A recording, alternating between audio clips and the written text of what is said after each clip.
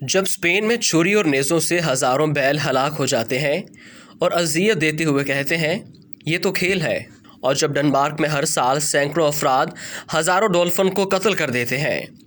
یہاں تک کہ سمندر کا رنگ سرخ ہو جاتا ہے، اور وہ کہتے ہیں یہ ایک تہوار ہے،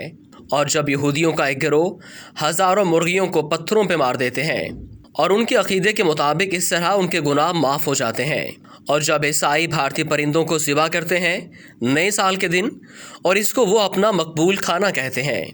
لیکن جب مسلمان خدا کے لیے کسی جانور کو قربان کرنے کے لیے اتنی احتیاط برتیں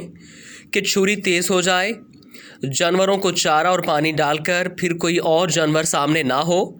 اور ان کی گوشت دنیا کے مساکین میں تقسیم ہو،